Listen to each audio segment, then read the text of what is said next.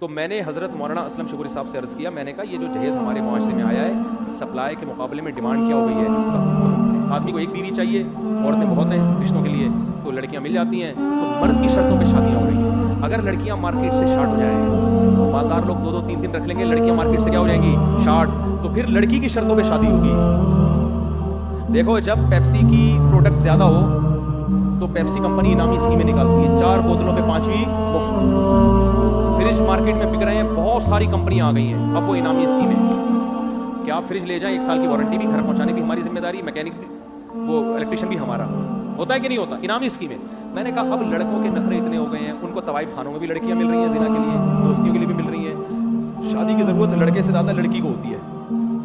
تو میں نے کہا اب کیا ہے, باپ کہہ رہا ہے کہ میری بیٹی سے شادی کر لو, ڈبل بیڈ فری, یہ انعامی اسکیم. بچی سے شادی کر لو, فریج فری, بچی سے شادی کر لو, بلینک چیک پکڑا دوں گا میں تمہیں. تو یہ ہو رہا ہے.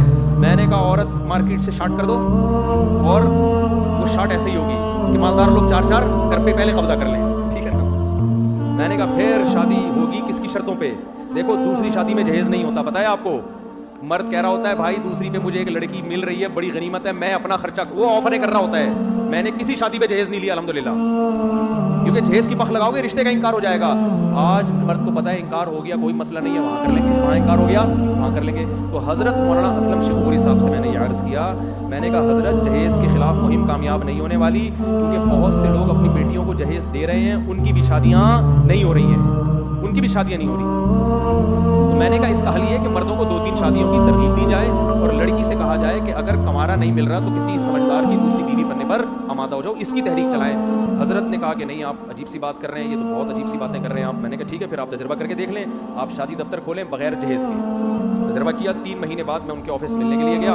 میں نے حضرت سے عرض کیا, میں نے کہا کیا رپورٹ ہے. انہوں نے کہا کہ جو درخواستیں آئی ہیں نا, 3.5 لڑکیوں کے مقابلے میں 1 لڑکا, یہ ریشو ہے. 3.5 لڑکی یعنی 7 لڑکیوں کے مقابلے میں بولو 2 لڑکے, اور یہ 7 لڑکیاں وہ ہیں جو سب جہیز دینے کے لیے تیار ہیں, جہیز دینے کے لیے بھی تیار ہیں. حالانکہ مہم تو یہ تھی کہ جہیز کے بغیر شادی, وہ کہہ رہی ہیں ہم جہیز دے رہے ہیں ہمارا رشتہ کرا دو. جو جہیز بھی دے رہی ہیں ماسٹر بیچلر سے کم کوئی نہیں ہے, پڑھی لکھی اچھے خاندانوں کی, کنواری بھی بہت ہیں ان میں, صرف طلاق یافتہ بیوہ نہیں ہے. جبکہ ان کے مقابلے میں لڑکے کتنے آئے ہیں درخواستیں, 2 کی, اور وہ بھی مکھنچو ٹائپ کے, جن میں ایک مکھنچو کو تو میں جانتا تھا, میں نے خود بھیجا تھا اس کو. نہیں آ رہی. میں نے کہا کر کے دکھا دو تو نہیں کہا دکھا دیں ان کی شادیاں. میں نے کہا مسئلہ جہیز نہیں ہے, مسئلہ کیا ہے, ایک بیوی پر جو قناعت ہے نا, دوسری شادی کی حوصلہ شکنی, یہ نیچرل نہیں ہے, اس کا نقصان نہیں ہے. تو میں نے عرض کیا, کہنے لگے یار وہ 2% جو لڑکے آئے ہیں وہ بھی محلے کے تھکے ہوئے. میں نے کہا دیکھیں جو اچھا لڑکا ہوتا ہے نا اس کو محلے والے چھوڑتے ہی نہیں, اس کو کالج میں لڑکیاں نہیں چھوڑتی, جس کے نمبر اچھے آ رہے ہوں, جو اچھا ہینڈسم ہو, وہ تو لڑکیاں نہیں, اس کو تو خود مائیں اپنی بچیاں کہتی ہیں بھائی یہ پھانسو کسی طریقے سے اپنی بچی کے لیے, اس کو محلے والے نہیں چھوڑیں گے. میں نے کہا پورے محلے میں جس کو کوئی لفٹ نہیں کرا رہا تھا وہ آپ کے پاس آیا درخواست جمع کرانے کے لیے, یہ خود اس کے نااہل ہونے کی علامت ہے کہ اس کو کوئی دنیا میں لفٹ کرانے کے لیے تیار نہیں ہے, تبھی وہ شادی دفتر گیا کم وقت. سمجھ میں آ رہی ہے بات کہ نہیں آ رہی ہے؟ تو وہ ادارہ اب تک چل رہا ہے, رزلٹ. پھر اس میں ایک شادی مولانا نے کروائی, اچھی بھلی اچھے خاندان کی لڑکی تھی, ایک بندے سے کروائی, وہ پھر طلاق دلوائی. میں نے خود اتنا 2 نمبر آدمی نہیں, وہ ذرا ڈھنگ کا لگ رہا تھا کہ یار یہ ذرا سمجھدار ہے, عالم بھی تھا, پڑھا لکھا بھی ہر لحاظ سے. بعد میں پتہ چلا کم وقت تو سائیکی ہے, بیوی کو مارتا تھا, پیٹتا تھا, دماغی توازن خراب تھا اس کا, وہ نظر نہیں آ رہا تھا پہلی دفعہ میں, اس پہ دورے پڑتے تھے. اس کو ایک شادی ہوئی ہے, وہ اس کا بھی شادی ہوا. جاؤ شادی دفتروں میں جا کے دیکھو, ان سے بولو فائلیں نکال کے دو, لڑکیاں کیسی ہیں اور لڑکے, وہ بتائیں گے لڑکیاں ایک سے ایک ایجوکیٹڈ اور لڑکے سارے کیا ہیں مکھنچو ٹائپ کے. لیکن شادی دفتر والے ہر ایک کو یہ رپورٹ اس لیے نہیں دیتے کہ ان کا دفتر بدنام ہو جائے گا. ہم نے یہ رپورٹیں میں نے خود نکلوائی ہیں.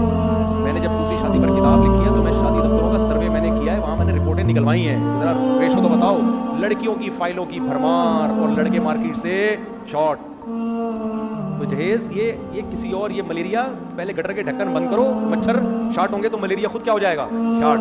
عورت کی طلب معاشرے میں بڑھاؤ, اس کا نتیجہ یہ نکلے گا کہ عورت کا حصول مشکل ہو جائے گا. جب حصول مشکل ہوگا تو عورت کی شرط پہ آپ کی شادی ہوگی. لڑکی اپنی شرطیں لکھوائے گی کہ اتنا سونا چاہیے, اتنا مہر چاہیے, گھر چاہیے, پراپرٹی چاہیے, اتنی تنخواہ چاہیے, صحیح ہے نا. اور میں نے جب دوسری تیسری شادی کی ہے, پہلے گھر ڈیکوریٹ کیا ہے, کیونکہ وہ مان نہیں رہتے یار پتہ نہیں کیا ہو جائے گا. میں نے کہا یہ دیکھو بھائی فرنیچر یہ فریج یہ ہو گیا نا, سمجھ میں آ رہا ہے؟ ہاں سمجھ میں آ رہا ہے. یہ کرنا پڑتا ہے, سمجھ میں نہیں آ رہی بات. تو یہ عائشہ جیسی لڑکی نے جو خودکشی کی ہے نا, تو غلط کام کیا. تو یہ اس کا اصل مسئلہ جہیز نہیں ہے. دیکھو وہ طلاق بھی نہیں لے سکتی تھی.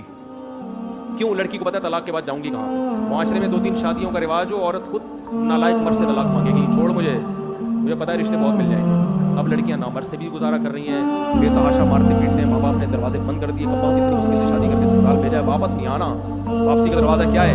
بند ہے. نامرد سے بھی گزارا کر رہی ہیں, مارتا پیٹتا ہے. نشئی کے ساتھ بھی گزارا, چرسیوں کے ساتھ بھی گزارا.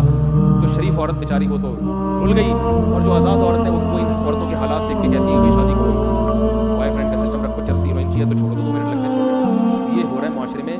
کسی کے پاس ان دلائل کا جواب نہیں ہے. بہت زیادہ لمبی بات ہو گئی.